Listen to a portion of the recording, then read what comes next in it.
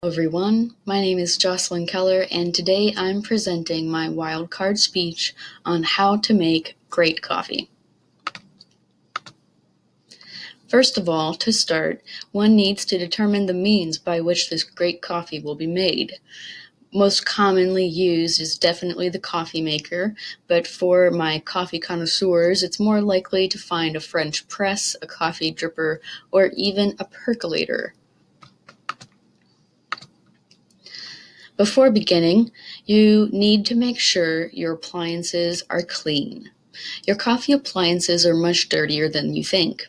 Public Health Protectors, NSF International, say not only is it more likely that your coffee pot has more germs than your bathroom door handle and toilet seat, the coffee pot could also have coliform bacteria. Not cleaning your appliances also leaves old coffee residue and coffee grounds in the pot, which totally mars your fresh coffee taste. Washing every appliance with hot water and vinegar at least once weekly is sufficient. And the most important step for making your coffee is choosing your bean. It is preferable to use whole beans, grinding them right before you use them, and grinding only as much as you need, because the beans, after being ground, once they have contact with oxygen, they start to go stale within 5 minutes. The ideal amount of coffee to grind is 1 cup's worth, or 7.5 grams. If you don't use it immediately, you can store it, but it is sometimes difficult and doesn't work perfectly. You can store it in a sealed container away from sunlight, but do not freeze it and do not put it in the fridge. That will totally dry it out and make it quite unpleasant. The roast degree is important as well. If you want to taste all of the coffee's flavors, then you should go for a lighter roast. If you liked the burnt taste, then a dark roast is great for you. The flavors of beans vary by region, as demonstrated in this photo, which labels Brazilian coffee as peanut-like flavor with hints of chocolate or spices, and Colombian coffee as sweet, chocolatey, or buttery flavor.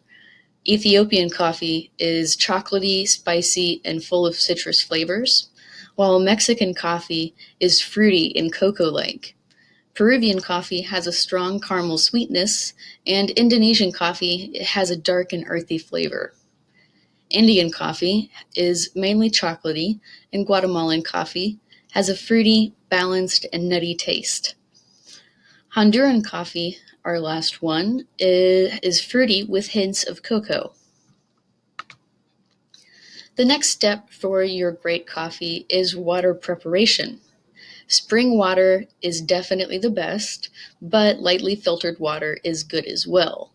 Unfiltered water is not so great. It can cause weaker coffee, but having completely over-filtered distilled water can lead to over-extraction.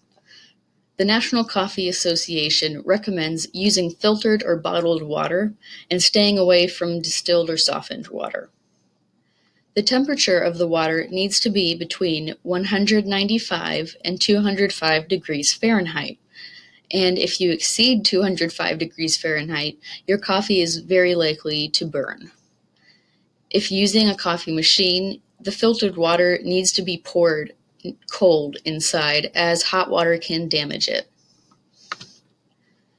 The process of brewing. It is good to note that coffee loses its flavor as it sits around. While that old pot of coffee is still drinkable, it definitely will not taste as good as it does fresh out of the pot. If your coffee maker has a built-in warmer, you need to keep the latter advice in mind, but also know that keeping it heated after making usually turns it more bitter. If you use a manual brewing appliance, you should be steeping your coffee for 3 to 5 minutes, depending on how you prefer your coffee, like if you like it stronger or more caffeinated. And the final step, the serving of the coffee.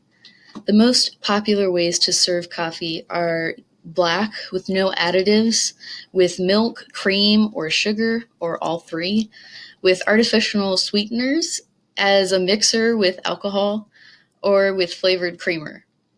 And that is the end of my speech.